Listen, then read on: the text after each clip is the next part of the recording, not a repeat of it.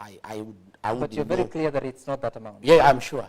It's below 200 million. The control of budget bases her reports, or her office bases the reports on the reports from the accounting officers. I will be able to get a clarification for that one. In fact, I saw it in the press, and I had decided to raise it. It got out of my mind. Now that you have raised it, I want to clarify to the people of Kenya on record, and some on Monday.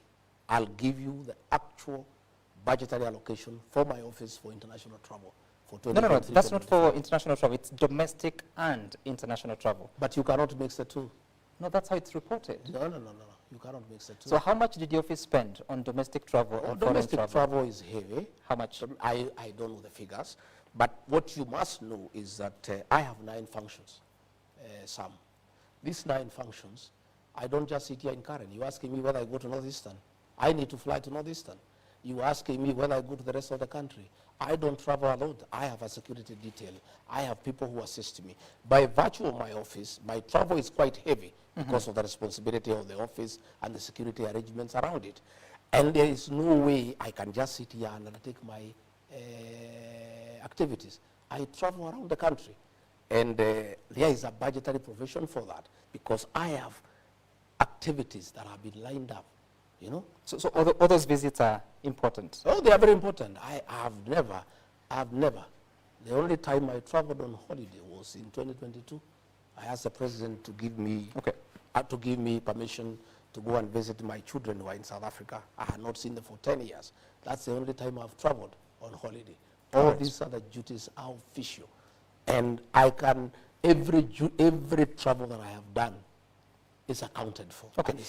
All right. I'm asking that because now the Office of the President, State House and the Executive Office of the President is reporting about 1.74 billion shillings for both domestic and foreign travel. Our budget has been cut by half for everything.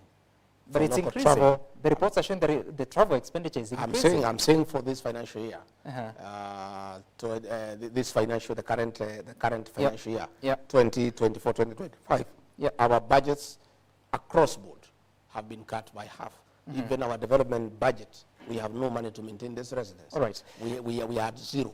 All the development expenditure in the austerity measures has been removed. And finally, during those austerity measures that were announced shortly after the rejection of the Finance Bill 2024, some of the offices affected is the Office of the First Lady, Office of the Spouse of the Deputy President, and Office of the Spouse of the Prime Cabinet Secretary, as announced by the government. How has that affected the operations of your spouse? Well, my spouse, Pastor Dorcas, had a very, very important program on addiction and widows program. And I must commend her. She did a fantastic job. She has helped hundreds of children who are addicted and successfully rehabilitated them and gotten them into income-generating projects, and really changed many lives. And her work was supporting my work in terms of eradication of illicit brews, and how she was dealing with those who are already patients in terms of addiction. That program, of course, has adversely been affected. She had very many camps that are now having challenges because they don't have funding. But we are appealing to many well-wishers.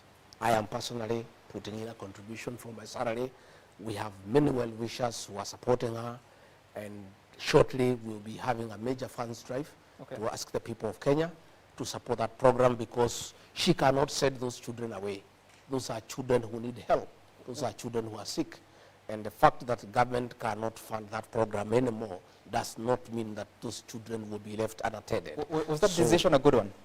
To cut? In my view, I don't think it was the right decision, but that decision was made and we accepted it. Did you speak to the president about it? We cannot argue with it. But I can tell you the program my spouse was doing has the support of very many Kenyans. She has assisted many children who would have been destroyed, who would have died, and given them a second chance. She had had opportunities to go even for weddings for people who are previously addicted, have abandoned alcohol, and have found somebody to marry. It's such a successful program. It's unfortunate that in all these measures, the budget for office was scrapped, but we are not complaining. We are saying that we are asking well-wishers and people of goodwill who think that she was doing the right thing to continue supporting that program. We'll be making an appeal to the people of Kenya to support that program so that we can help the children who have been addicted. All right, there are very many questions, including those that are coming from Kenyans, but you have to bring this to a close. And I want you to look at which camera, which is your camera, here, and just give your closing remark and what message you have for the people of Kenya, but also the president before he departs. Well, I want to say thank you very much. I wish my boss, President William Ruto, safe travel to the UN. Please represent us well, like you have always done, and let our country shine in the international fora. I want to assure the people of Kenya that despite difficult moments in this country, there is hope. Kenyans are very prayerful people, and I know that people are very patient. They endure a lot, and there's a lot of resilience. Looking ahead, I see a bright future. Difficult as things are, I think there will be a good future for this country. I want to ask the people of Kenya to pray for me so that I get strength, I get courage to soldier on despite the challenges, despite all that is going on around us. These are challenges that have been seen by other people there before, and I'm sure I will overcome them. We believe in the power of prayer. I want to assure the Church of Christ that I support their programs. We had an MOU with them. I believe in the freedom of worship. I believe that we should let the church regulate itself so that they can be able to carry on with the good work that they are doing without too much interference. Otherwise, I want to thank the people of Kenya for listening to me. I want to thank you, Sam, for coming over. And I look forward. And also be looking for me. I'm the one who look for you. I had some people asking, why doesn't Gachagua do national television? But you guys don't look for me.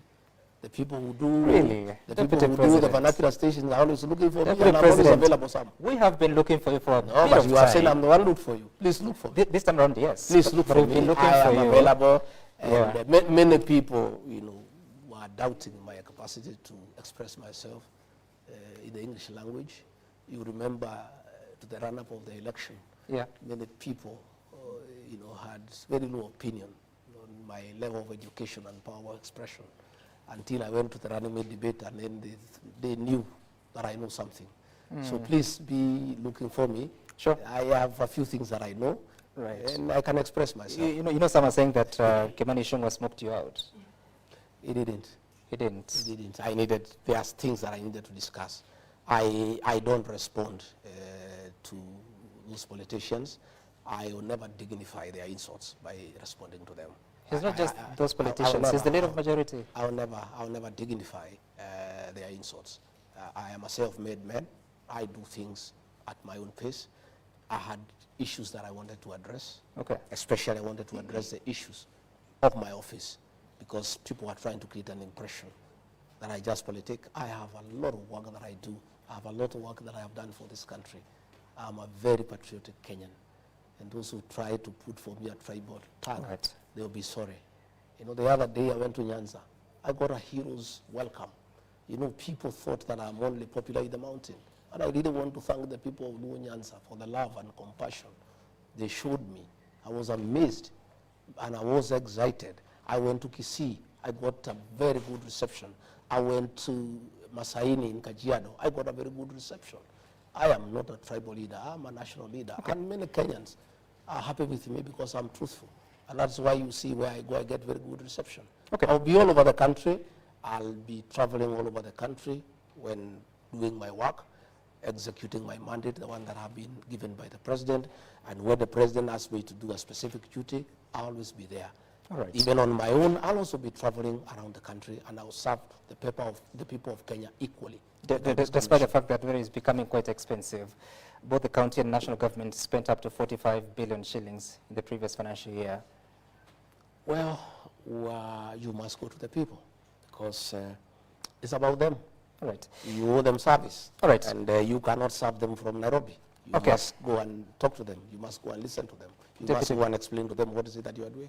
Deputy President, thank you so much for engaging us to talk about the state of affairs and what is happening within the politics of the country, of the mountain, but also within the administration that we also sit in. This has been a conversation with the Deputy President, His Excellency Rigathi Gachagua, Up next is News Time on Friday night. My name is Sam Gituku. Good night from here.